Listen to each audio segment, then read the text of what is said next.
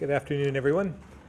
I just got off our call with fellow governors and White House officials, and here's what we heard.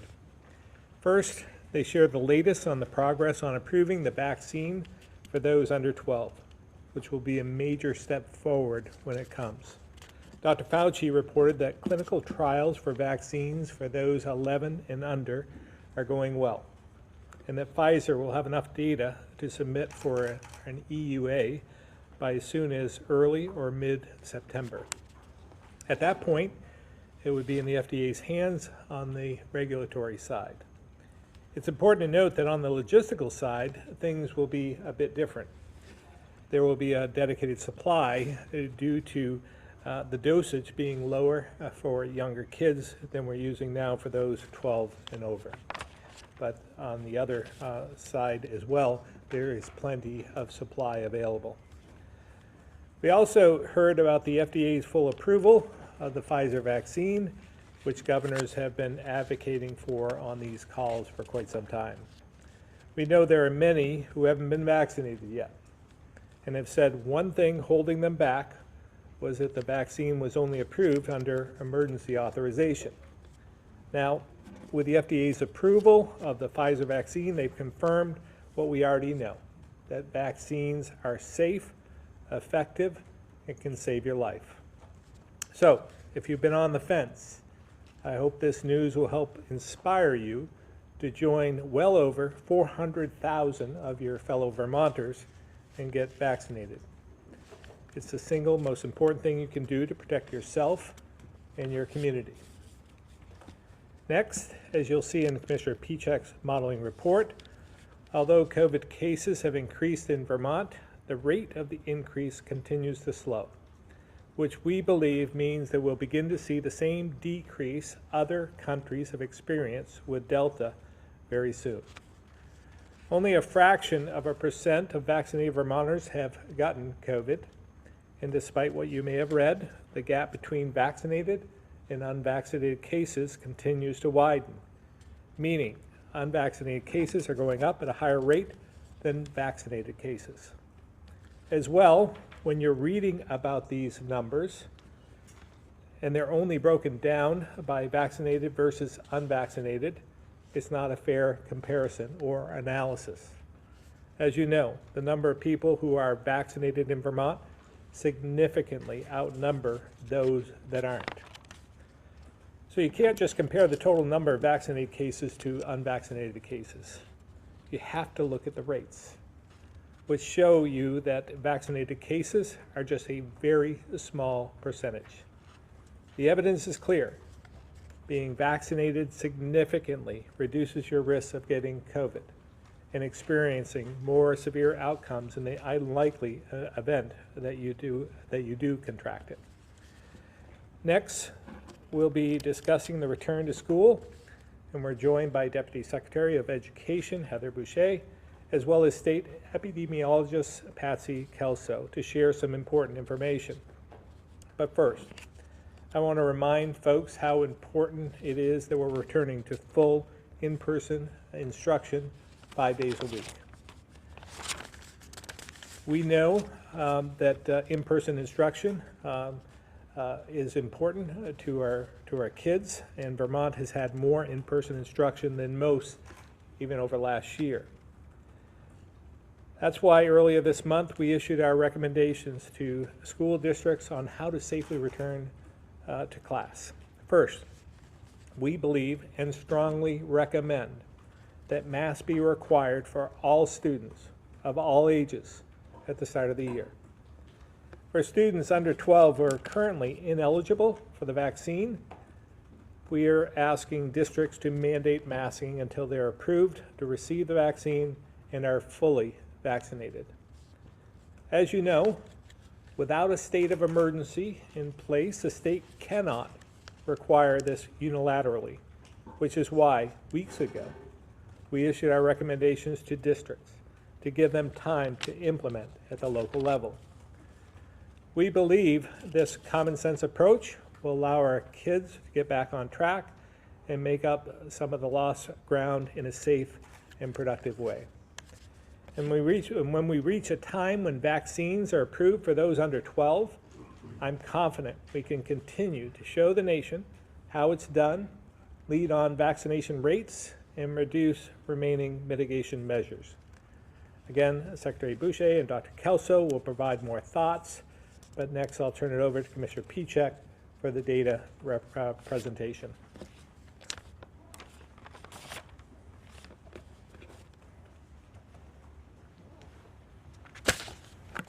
Thank you very much, Governor, and good afternoon, everyone. So I want to start where we have for the last couple of weeks of looking at the national trends, the regional trends, and the Vermont trends, particularly as it relates to case growth over the last 6, 7, 8 weeks. Taking a look at the first slide, this shows, as the Governor said, that national case growth has risen this week yet again, but that rate of growth has slowed down. Further, the ensemble model from the CDC that puts together dozens and dozens of models from across the country anticipates that cases nationally will slow down and then start to decrease. Looking at the next slide, you can see that rate of decrease nationally continuing to slow down from in the 60s, 50s, 30s. Last week, the rate of growth was 19% and now 14% this week. And a particular mention that some of the states hit the hardest earlier on, Missouri, Arkansas, Louisiana, they're seeing their cases plateau, and in Louisiana and Missouri's case, start to come down as well. So that is leading to the sort of national trend that we're seeing. A little bit closer to home in New England, we're seeing a similar story play out, where the cases regionally have gone up, but that increase, about 4,000 cases compared to last week, is the slowest rate of increase that we've seen over the last 6 or 7 weeks. Looking at the next chart, you can see, similar to the country, we had growth rates into the 60, 50, and 40% range. And then last week, the growth rate was 19%, coming down to 9% this week. And similarly, here in Vermont, we see that we increased our cases week over week by about 40. So that's the smallest week over week increase that we've seen, up from 758 cases last week to 798 cases this week.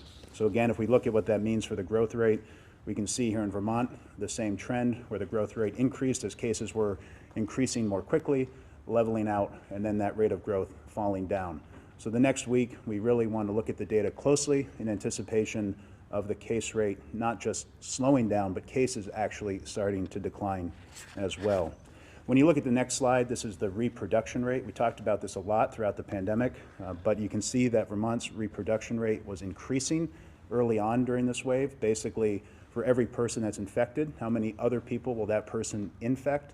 And you can see that that number is now getting down close to 0, or to 1 rather, which basically means that you're starting to spread it to less than a person, meaning that cases will start to fall. So that is certainly a good sign, and again, we're right on the cusp of that. Really important to see how that case data plays out over the next week. And that all leads into the Vermont forecast, where we can see that the ensemble forecast from the CDC, again, combining dozens of models from across the country, anticipates Vermont's cases continuing to slow down and then starting to drop. So that's what we hope and anticipate seeing, and we'll spend a good deal of time looking at in the week ahead. Looking a little bit more granularly at the data, like we usually do, you can see that the case rates are continuing to be significantly different for those who are unvaccinated compared to those who are vaccinated. So in the unvaccinated rates, you can see that that rate of increase is about 28% compared to the 18% in the fully vaccinated case rates. So the fully vaccinated rates, less cases, growing less quickly than those who are unvaccinated. So it continues to be, a situation where our case growth is being driven by those who are not fully vaccinated. Again, to represent this is a little bit different than the representation we showed last week. This is actually a this is actually showing it on a scale, on a per capita scale, where you're seeing the amount of people vaccinated, fully vaccinated in Vermont, in that large green box. In that yellow box, you're seeing the number of breakthrough cases that we've seen. Again, this is in proportion to scale. And then in those smaller boxes, which you can't even really see visually here, you see the number of hospitalizations and the number of deaths that have resulted from a breakthrough case. If we magnify this 100 times on the next slide and blow up that little box, you'll see just how infrequent it is for a fully vaccinated person to end up in the hospital and for a fully vaccinated person to succumb to COVID-19. So again, continue to have strong confidence in the vaccines. And the next slide shows that as well. Real world data showing the highest vaccinated states to the lowest vaccinated states, with Vermont on there as well. Vermont continues to have a lower rate in terms of cases, hospitalizations, and fatalities than even those other states that are highly vaccinated like Vermont. And just want to mention also that Vermont has no pediatric hospitalizations at the moment as well. And we continue to be, even though the hospitalization rate has increased, continues to be the lowest hospitalization rate in the country. Turning to a more topical subject, higher education restart. This is the first snapshot from our higher education institutions about the level of vaccination on campus. We don't have all of the institutions reporting yet. Not all of them are starting this week, some next week, some after Labor Day. But we have 13 of the 16 institutions in Vermont reporting. Some of those institutions are still gathering information from their students, but still it paints a pretty encouraging picture where of the 24,500 students that are enrolled in these 13 institutions, about 90% of them are fully vaccinated. Another 5.8% or so have a status that's not vaccinated, students that are between shots, students that are from foreign countries that are waiting to get vaccinated when they come to Vermont, students that are just simply in the process of providing the information to the school. And then there's some unknown students as well, about 3%. And of those exemptions that have been granted from schools, that's only about 350 incidents, so about 1.4%. So again, you can see this is the first snapshot. We'll update this week over week as more of those not vaccinated and unknown statuses move to different categories, but you can see higher education in a really good position to start the fall semester as it relates to vaccination status. Turning to the long-term care facility slide that we mentioned that we'd put back into the presentation, you can see that there are 4 current outbreaks across Vermont, totaling 62 cases at this moment. Turning to vaccinations, want to update here and mention that we had over 3,000 people start vaccination this week. That's about an 11% increase from last week. And you can see that the number of eligible Vermonters still waiting to be vaccinated has dropped below 80%. So with the news about the full FDA authorization, hope to see those numbers continue to climb in the weeks ahead. And you can see on the next chart that they have been on the increase again for about the last 6 or 7 weeks. So bringing us to our scoreboard, we see on the vaccine front, we see that Vermont continues to be #1 across the board. We often talk about that 85.6% number. That's the number of Vermonters who have received at least 1 dose. But just as important, or even more critically important in the face of Delta, is that fully vaccinated number, 76.4%, which Vermont has been a nation leader in for quite some time. And if you look at the next slide, and Dr. Levine will reiterate this, you'll see the importance of that second shot, of following through and getting the full vaccinated number of shots that you need to get fully vaccinated. Hawaii and Vermont have almost identical vaccination rates when it comes to the first shot, but there is quite a bit of deviation when it comes to those in Vermont and those in Hawaii who are fully vaccinated, who have received all of their doses. And you can see that play out in the Hawaii case rates. The rates, are at least 2.5 times greater than Vermont. Again, by not being fully vaccinated, they're not getting the full protection of the vaccines, and it's important for Vermonters who are between doses to follow through and get their dose, or even Vermonters who are late to make an attempt to get that second dose to get the full protection against the Delta variant. So with that, I'll turn the presentation over to Secretary Smith.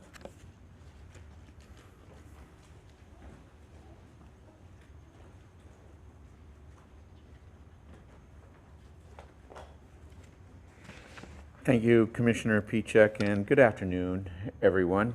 I try to keep these presentations short. I failed miserably on this presentation. There's a lot of data that I want to go over today. In a minute, I'm going to cover the various walk-in vaccination sites open at schools and pop-up locations across the state this week. But first, I want to touch on a couple of other topics. The first topic is patient capacity at our hospitals. We look at hospitalization data every day, often twice a day. Actually, I looked at it just before I came in here. We have seen increasing number of patients in some hospitals, but this is also driven by several factors other than COVID. As of today, there are 34 people with COVID-19 that are hospitalized. For context, this is about half of the number of COVID hospitalizations we saw earlier in the year. And as Commissioner Pieciak had mentioned, it's the best in the nation in terms of keeping our hospitalization rate low. As you will see in today's data, our COVID, as you saw in Commissioner Pieciak's data, our COVID case rate growth numbers are actually starting to plateau. Hopefully this trend will continue. Of course, we will continue to watch this data to see if there are any changes we have to make along the way. Besides COVID, what we're seeing is that people are seeking care that they may have delayed or couldn't easily access earlier in the pandemic. As a result, they may be showing up sicker and requiring hospitalization. We're also seeing people seeking mental health services showing up in the emergency departments. This is particularly happening at UVM-MC. Mental health capacity has been an issue pre-pandemic, and it continues to ebb and flow throughout the year. To assist with this, the Vermont Department of Mental Health is bringing on more staff, including travelers, as required, to open up 9 closed beds at the Vermont Psychiatric Care Hospital in Berlin. The first 5 of these beds should be open in mid-September. In addition, the Brattleboro Retreat has 12 new level 1 adult beds and 4 pediatric beds. The retreat is actively seeking staff to open up those beds. We anticipate that 6 of them will also be coming online in mid-September. Next, I want to cover additional vaccine doses as well as upcoming booster shots. This will occur in 2 phases. The first phase, which is already underway, involves those who have weakened immune system and have received the Pfizer and Moderna vaccine. The FDA recommends an additional dose for these individuals. This is a relatively small group of people nationwide, approximately 3% of the population. Individuals should talk to their primary healthcare provider about whether getting an additional dose is appropriate for them. Many primary care providers and pharmacies are trained and equipped to give an additional dose to those who are eligible. We also are augmenting the primary care and physician and pharmacy capability with our pop-up and school-based vaccination sites. The sites that I'll cover in a minute are all equipped to provide an additional dose to eligible individuals.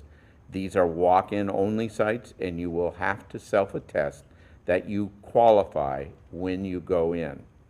Between primary care providers, pharmacies, and our pop-up and school sites, the process should go smoothly.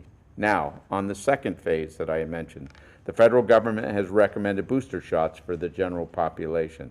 This is tentatively scheduled to begin the week of September 20th. Individuals become eligible for a booster shot 8 months after they've received their second dose of their vaccine. We have been planning for administering boosters, and we expect to start out with healthcare workers and those in long-term care facilities, and then expand the effort to the larger population.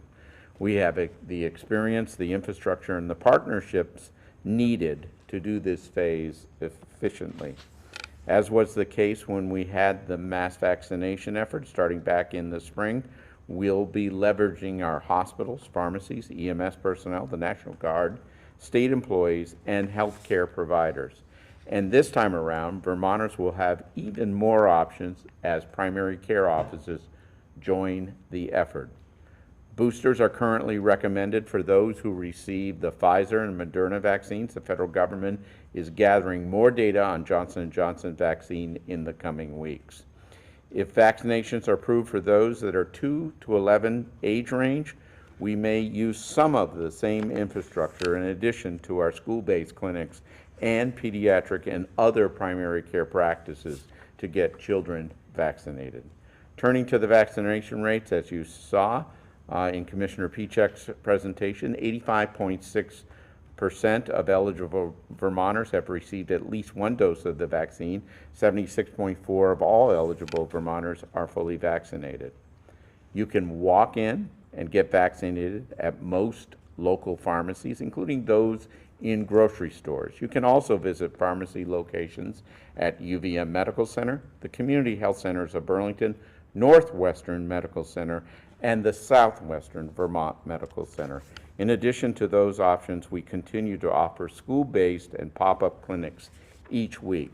I want to remind everyone that school is one of the most convenient places for students to get vaccinated. Now through October, vaccination clinics will be offered at schools. Among those aged 12 to 17, 71.2% have already received at least one dose of vaccine. Please get your eligible children vaccinated. Finally, here's where you'll find 36 pop-up and school-based clinics. Today, Green Mountain Tech Center in High Park, Bellows Falls Academy in Fairfax, Johnson Elementary School in Johnson, Healthcare and Rehabilitation Services in Brattleboro.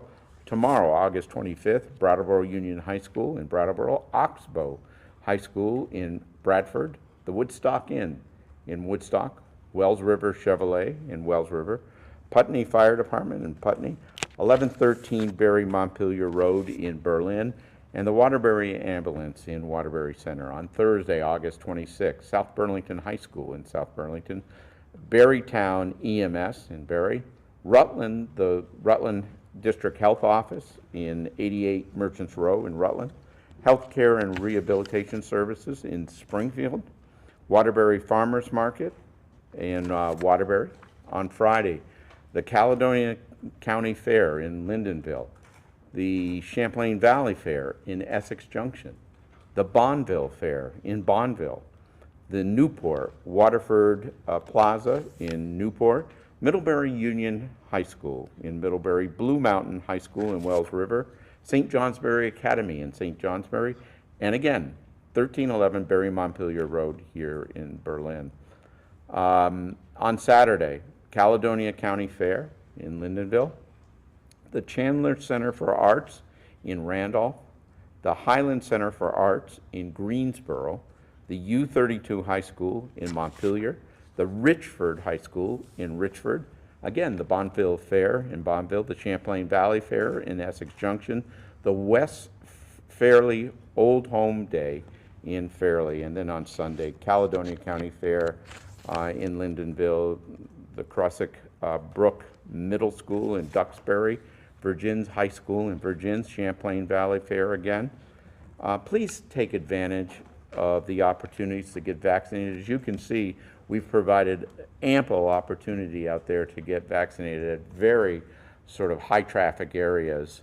So please take the opportunity to get vaccinated. You can find information about these COVID vaccination sites at the Health Department's website, which is healthvermont.gov/myvaccine.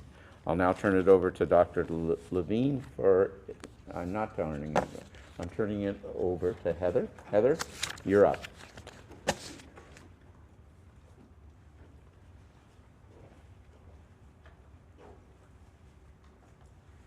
Thank you, Secretary Smith. Good afternoon. Many Vermont schools are back to school this week, as the governor noted. And with that in mind, I'll briefly remind us of the state's recommendations for public health and safety measures for back to school this fall. In addition to urging all eligible Vermont residents who can get vaccinated to do so, as we just heard, we recommend that districts require students and staff to stay home if they are sick. Schools are recommended to use the same resources provided by the health department last year to evaluate health and wellness, testing, and return to school timelines. Please stay home if you show symptoms of COVID-19, have a fever, or are currently in quarantine or isolation due to COVID-19. In addition, if symptoms begin while at school, students or staff should be sent home as soon as possible. Regarding facial coverings, we recommend that schools require everyone, students and staff alike, to wear a mask for the first 10 instructional days of the school year. After that time, if more than 80% of eligible students have received their second dose of vaccine, schools may list mask mandates for both eligible students and staff. If the proportion of eligible students vaccinated is less than 80%, all staff and students should continue to wear masks. Students aged 11 and under who are not yet eligible for the vaccine should continue to wear masks while in school. Finally, students and staff should not have to wear masks outdoors. Without a declared state of emergency, our recommendations are advisory, but the authority of school districts and independent schools is not. They have a duty of care to their students and the responsibility and authority to take action to ensure their health and safety. We're seeing good things from Vermont schools as they set up their local requirements and update their families on the process for the new school year. For instance, Colchester School District just sent home a beautiful, clear health and safety guide with information on staying home when sick, mask wearing requirements, contact tracing, testing, and vaccination information, all in one place. Please know that we will continue to assess the situation and provide updates and additional recommendations as the need arises. In terms of surveillance testing, the state is again offering this testing for all students and staff as we did in the spring and over the summer. Currently, school districts are enrolling in the program administered by the health department. Several districts are starting this week and next, with the remainder coming online in the next few weeks. And it's now recommended that all students and staff get tested often, regardless of whether they are vaccinated. In terms of contact tracing, the health department will again be working directly with school districts and independent schools to conduct contact tracing in response to cases and situations in schools. And I believe Dr. Kelso will outline more on that in just a few moments. Before I close, I want to give a bit more detail about the authority of supervisory districts to keep students safe that I referenced a moment ago. We released a memo on this to districts last week that briefly stated, under Vermont law, districts have broad authority and responsibility to soundly administer their schools, including adopting local policies, practices, and actions to keep their students safe and healthy. This includes policies and practices to prevent the transmission of COVID-19 in their learning community. It is important to know that the details of how districts choose to address and prevent the transmission of COVID-19 may vary from district to district. Some school boards may set a mask policy themselves, whereas others may delegate COVID-19 decisions to the superintendent, district nurses, and COVID-19 coordinators. Districts are unlikely to make the same exact decisions or follow the exact same time frame for mitigation practices across the state. That is okay.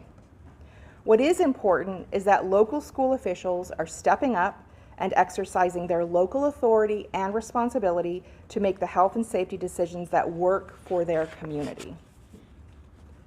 I also want to note that we have been hearing about a few, thankfully not in any kind of widespread way, but a few contentious conversations regarding masking and COVID-19 mitigation measures. This is perhaps to be expected given our experiences navigating COVID to date, particularly from a national perspective. However, we urge any such conversations to remain civil, measured, and respectful.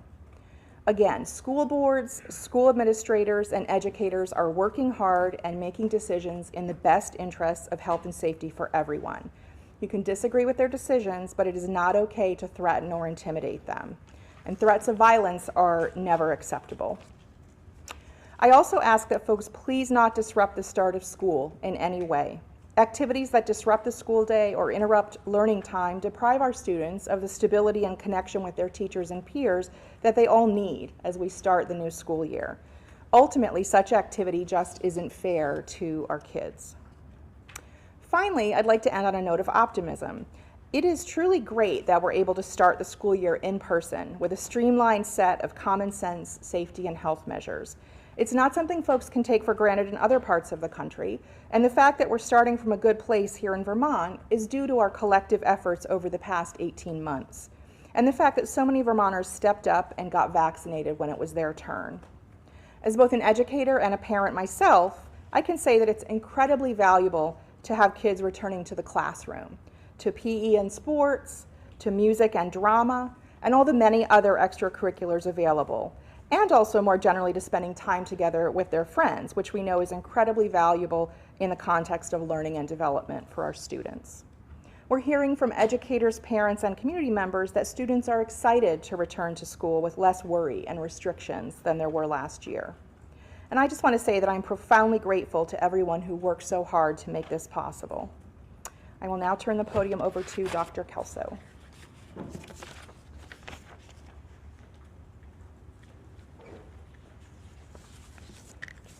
The health department will support schools in their contact tracing efforts in the same way that we did last year. Schools will conduct contact tracing when a student or staff was present in school or was at a school event while infectious. Schools might learn of these exposures or situations when a family or staff member notifies the school, or when the health department identifies an exposure during our contact tracing process and then lets the school know. When schools learn about an exposure, they'll first verify that the student or staff person was at school while they were infectious. They'll identify their close contacts in the school setting, and then review the situation and close contact decisions with the health department. And keep in mind, if you're fully vaccinated, even if you're a close contact to a case, you do not need to quarantine. Schools will also notify close contacts at the school about their exposure using a quarantine letter and other resources provided by the health department, and give testing guidance as needed. And then they'll loop back with the health department to share information. Schools know their families best, and this method was successful last year. Also, families might be more likely to answer a call from their child's school, and that can help speed up the contact tracing process. If we want to keep our kids in school, and we all agree that's where they need to be, we all need to do our part. And you've heard bits of this before. Most importantly, get vaccinated if you're eligible. Stay home if you're sick, even if you have a mild illness. Get tested if you have any symptoms, even if you think it's allergies or a cold, and even if you're vaccinated. And if you're in a household with children who can't be vaccinated yet, or someone with a weakened immune system, consider wearing a mask when indoors in public settings. Finally, I want to speak to the kids and the parents and caregivers of kids who are involved in group activities they're passionate about doing. Whether it's sports, music, theater, or anything else, your chances of doing what you love this school year will be much greater if you do one simple thing: get vaccinated. Getting vaccinated will help you all be successful in reaching your goals together. And I'll turn it over to Dr. Levine.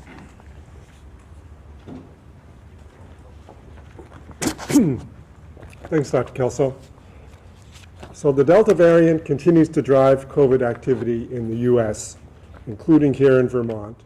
Its high transmissibility is cause for concern, but fortunately our most powerful tool against this new version of the virus, the vaccine, is doing its job. Fully vaccinated people, that's more than 434,000 Vermonters, are highly protected from serious illness, hospitalization, and death, including against the Delta variant. It's always been our goal to prevent the worst effects of the virus. That is our public health mission, and we achieve that goal through vaccination. We've already seen data, both in clinical trials and in the real world, showing the safety and effectiveness of all three vaccines.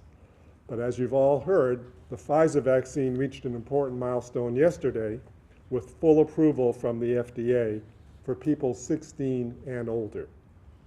It continues to be available under the emergency use authorization for people aged 12 to 15 and for the third dose in certain people with immunocompromising conditions. All of the COVID vaccines had to pass rigorous scientific standards to get their emergency use authorization. Now I and other public health officials around the country believe that the FDA's full approval delivers increased confidence that the Pfizer vaccine meets even higher standards, including the empirical evidence and studies from millions of vaccinations worldwide. Yesterday's authorization may reassure, and I hope does reassure, some unvaccinated people awaiting this additional level of review. If you are waiting for full approval to get vaccinated, please take the opportunity to find a clinic and protect yourself as soon as you can. The FDA's action may also allow for employers to require the vaccine for their employees. As I've said many times, this is a safe and effective vaccine, and I encourage anyone not yet vaccinated to go to healthvermont.gov/myvaccine to see where you can get a shot near you. And anyone who's had that first dose, you're not yet fully protected, so be sure to get your second dose. Getting full protection is even more important as the Delta variant spreads. While effectiveness of the messenger RNA vaccines after both doses can be as high as 94% against Delta, effectiveness after one dose can be as low as 30 or 40%. 93% of people in Vermont who are eligible for their second shot have had their second shot, leaving only 7% of those who've had their first shot overdue for the second. So if you took the trouble to get your first shot, definitely get your second. It's more important in the time of Delta than ever before. In fact, you saw some of the data that Commissioner Pieciak showed about Hawaii and Vermont, and the biggest difference is our rate of people fully vaccinated, not just the rate of one dose, but fully vaccinated, being ultimately so much more protective for our population. If you're still due for your second dose, you should get it as close to the recommended 3 or 4 week interval as possible. However, it may be given up to 6 weeks after the first dose if necessary. There's currently limited information on the effectiveness of receiving your second dose, either earlier than recommended or later than 6 weeks after the first shot. Now that I've given that important reminder, let me say a few words concerning what everyone is talking about now, which is booster shots for the general population. As we said last time, these may be available as early as September 20th for people who got their vaccine the earliest, way back in December and January. I want to mention some research findings today, yet to be peer-reviewed, from the Israeli Health Ministry panel of vaccine experts. Their encouraging news about the effectiveness of vaccine boosters in seniors was that a third dose of the Pfizer vaccine provided 4 times as much protection against infection as 2 doses did. The level of protection was 5 to 6 times higher against serious illness and hospitalization. Now, Israel has been administering third doses in those over age 60 for about a month now, and it just reduced their age to 40 for those who received their second shot more than 5 months ago. As we've said before, anyone who's unvaccinated is at greater risk of getting and spreading the virus. This includes children who can't be vaccinated right now, those age 11 and under.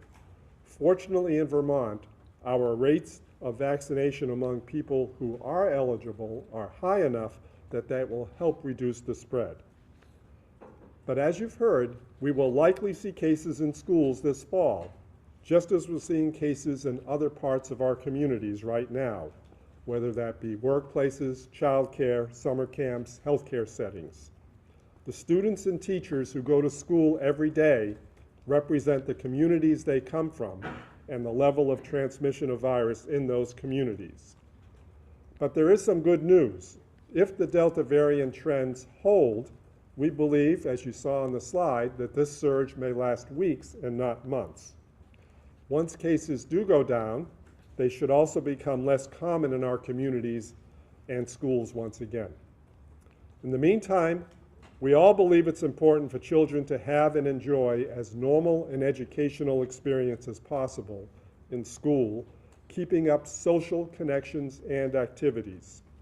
Our schools and their staff have been and continue to be amazing partners with knowledge and experience in keeping their communities safe. Fortunately, data shows any severe effects from COVID-19 in children continue to be rare in Vermont. We can all help protect our schools and our communities by doing our part to reduce spread. By 1, getting vaccinated if you're eligible, 2, staying home if you're sick and getting tested if you have any symptoms. 3, wearing a mask indoors if you're not fully vaccinated. 4, if you are fully vaccinated, consider wearing a mask indoors as an extra layer of protection if you have a weakened immune system or are around someone who does, if you have children who can't be vaccinated, if you're traveling to a place with higher transmission and lower vaccination rates, or if you just feel more comfortable wearing one and want to benefit others by reducing further your already very low risk of transmitting the virus. If you or your child are headed back to school soon, I recommend you consider skipping travel to a higher risk area and to get tested if you do choose to do so. Those of you who've been faithfully watching these press conferences will recognize I said this 1 year ago as well. It was good advice then, and it remains so now. In summary, the Delta variant is not the same virus we dealt with a year ago, but we do have layers of protection we can use as we weather this current surge. I'll turn it back to the governor.